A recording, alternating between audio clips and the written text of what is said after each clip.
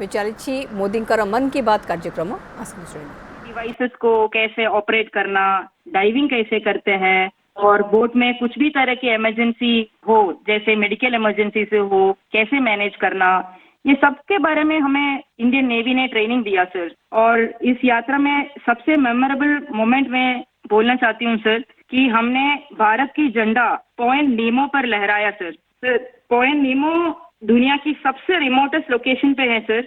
वहां से सबसे पास कोई इंसान है तो वो इंटरनेशनल स्पेस स्टेशन में है और वहां पे एक सेल बोट में पहुंचने वाला पहला भारतीय और पहला एशियन और दुनिया के पहला इंसान हम बने सर। और ये हमारे लिए गर्व की बात है सर। वाह, बहुत बहुत बधाई आपको।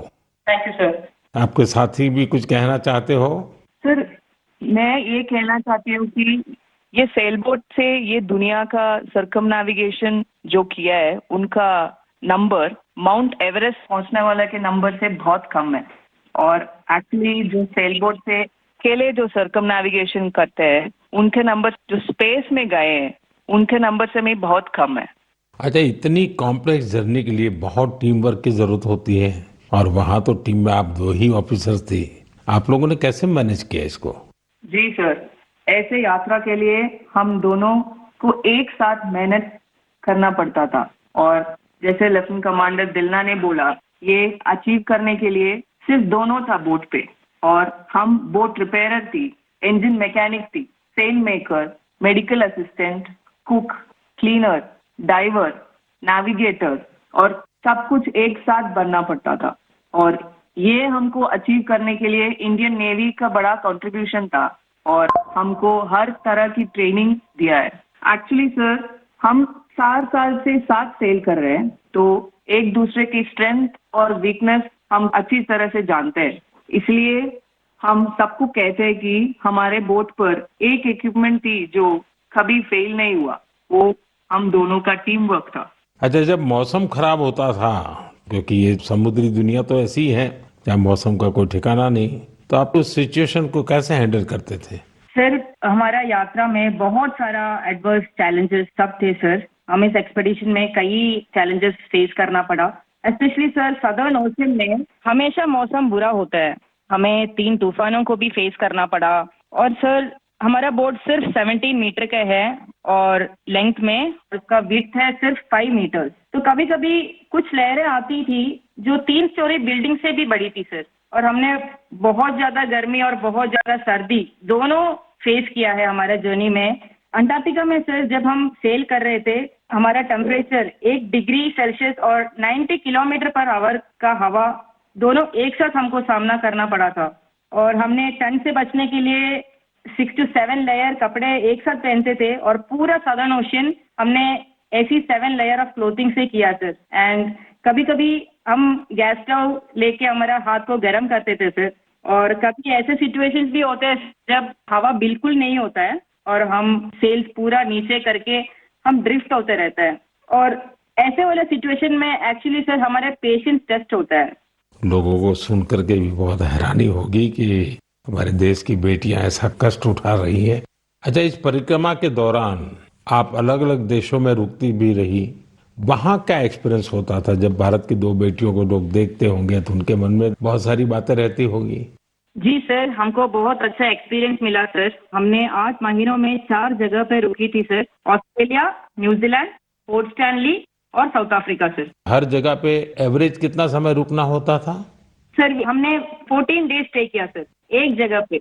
एक जगह पे 14 डेज? Correct sir. और सर हमने दुनिया के हर कोने में भारतीय को देखे सर, वो भी बहुत एक्टिव और बहुत कॉन्फिडेंस के साथ भारत का नाम रोशन कर रहे हैं। और हमको ऐसे लगा कि हमारा जो सक्सेस है सर वो अपना भी सक्सेस समझते थे। एंड हर जगह पे हमें अलग अलग एक्सपीरियंस मिला। जैसे ऑस्ट्रेलिया में वेस्टर्न ऑस्ट्रेलियन पार्लियामेंट के स्पीकर ने हमें बुलाया, वो हमें बहुत मोटिवेट किया सर। और हमेशा ये ऐसे सब चीज होता है सर, हमें बहुत गर्व होता था। और जब न्यूजीलैंड में गए तब माओरी लोगों ने हमें स्वागत किया और हमारा भारतीय कल्चर के लिए बहुत रेस्पेक्ट दिखाया सर। एंड एक इम्पॉर्टेंट चीज है सर, पोर्ट स्टैनली एक रिमोट आइलैंड है सर, वो साउथ अमेरिका के पास है। वहाँ पे टोटल पॉपुलेशन सिर्फ 3500 है सर। लेकिन वहाँ हमने एक मिनी इंडिया देखा। एंड वहाँ पे 45 इंडियंस थे। उन्होंने हमें अपना समझा और हमें घर जैसा महसूस कराया सर। अच्छा, देश की उन बेटियों के लिए आप दोनों क्या मैसेज देना चाहेगी जो आपकी तरह ही कुछ अलग करना चाहती हैं? सर, मैं लेफ्टिनेंट कमांडर रूपा बोल रही हूँ अभी। मैं आपके माध्यम से मैं सबको ये कहना चाहती हूँ कि अगर कोई भी अपने दिल लगा के मेहनत किया तो इस दुनिया में कुछ भी इम्पॉसिबल नहीं है। आप कहाँ से हो, कहाँ पैदा हुआ है, वो कुछ मैटर नहीं करता। सर, ये हम दोनों का इच्छा है कि भारत की युवा और महिलाएं बड़े बड़े सपना देखें और फ्यूचर में और गर्ल्स और वुमेन डिफेंस में, स्पोर्ट्स में, एडवेंचर में शामिल होके देश का नाम रोशन करें।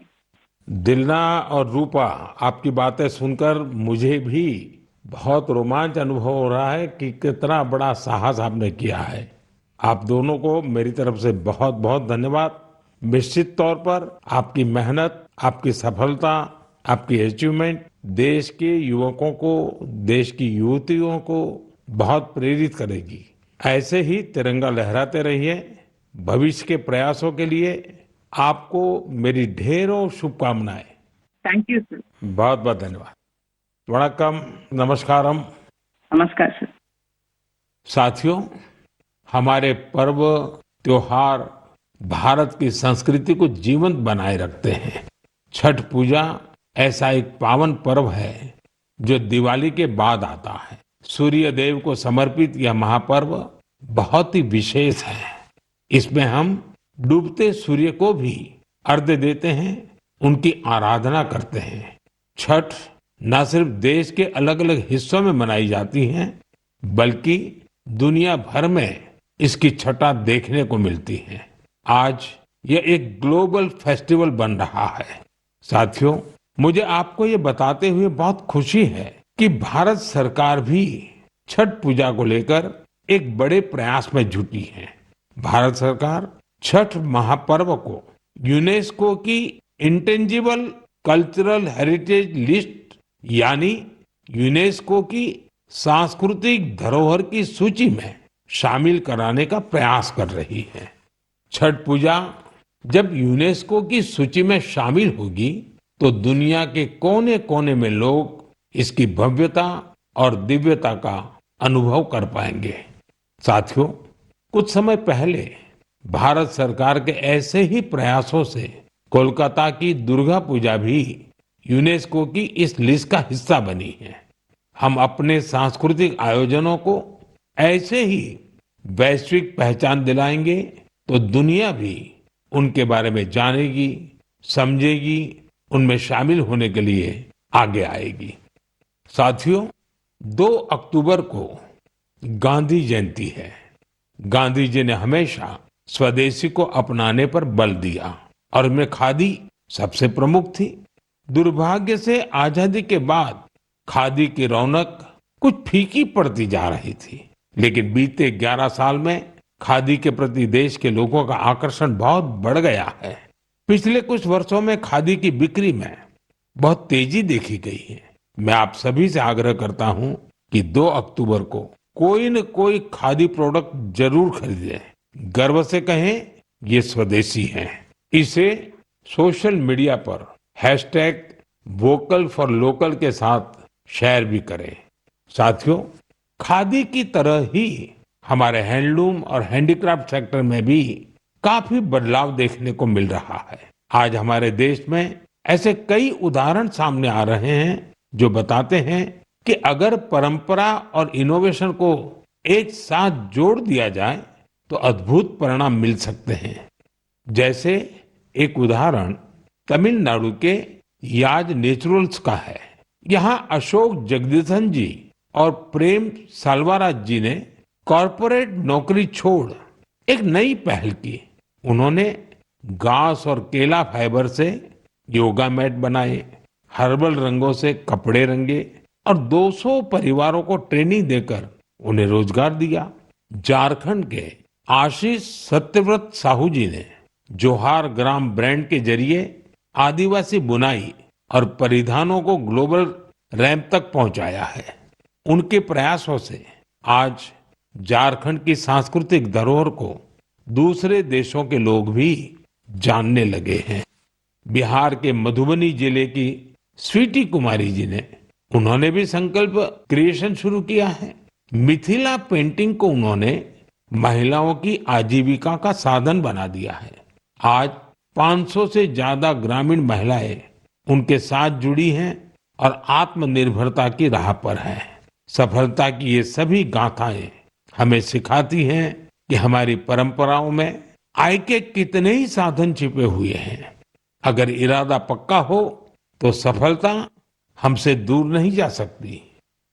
मेरे प्यारे देशवासियों, अगले कुछ ही दिनों में हम विजयादशमी मनाने वाले हैं।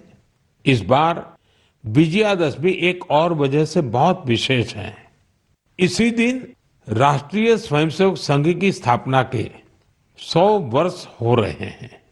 एक शताब्दी की ये यात्रा जितनी अद्भुत है, अभूतपूर्व है, उतनी ही प्रेरक है।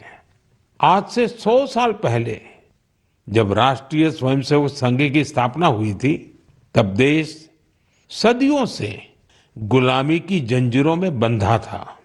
सदियों की इस गुलामी ने हमारे स्वाभिमान और आत्मविश्वास को गहरी चोट पहुंचाई थी।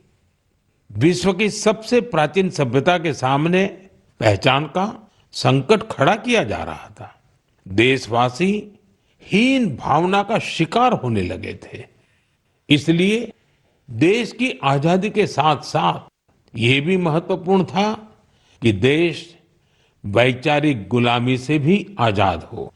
ऐसे में परम पूज्य डॉक्टर हेडगेवार जी ने इस विषय में मंथन करना शुरू किया और फिर इसी भगीरथ कार्य के लिए उन्होंने 1925 में विजयादशमी के पावन अवसर पर राष्ट्रीय स्वयंसेवक संघ की स्थापना की। डॉक्टर साहब के जाने के बाद परम पूज्य गुरु जी ने राष्ट्र सेवा के इस महायज्ञ को आगे बढ़ाया। परम पूज्य गुरु जी कहा करते थे, राष्ट्राय स्वाहा इदम राष्ट्राय इदम न मम, यानी ये मेरा नहीं है, ये राष्ट्र का है। इसमें स्वार्थ से ऊपर उठकर राष्ट्र के लिए समर्पण का भाव रखने की प्रेरणा है। गुरुजी गोलवलकर जी के इस वाक्य ने लाखों स्वयंसेवकों को त्याग और सेवा की राह दिखाई। त्याग और सेवा की भावना और अनुशासन की सीख, यही संघ की सच्ची ताकत है। आज आरएसएस 100 वर्ष से बिना थके, बिना रुके राष्ट्र सेवा के कार्य में लगा हुआ है। इसलिए हम देखते हैं देश में कहीं भी प्राकृतिक आपदाएं, आरएसएस के स्वयंसेवक सबसे पहले वहां पहुंच जाते हैं। लाखों लाख स्वयंसेवकों के जीवन के हर कर्म, हर प्रयास में राष्ट्र प्रथम, नेशन फर्स्ट की यह भावना हमेशा सर्वोपरि रहती है। मैं राष्ट्र सेवा के महायज्ञ में स्वयं को समर्पित कर रहे प्रत्येक स्वयंसेवक को अपनी शुभकामनाएं अर्पित करता हूं।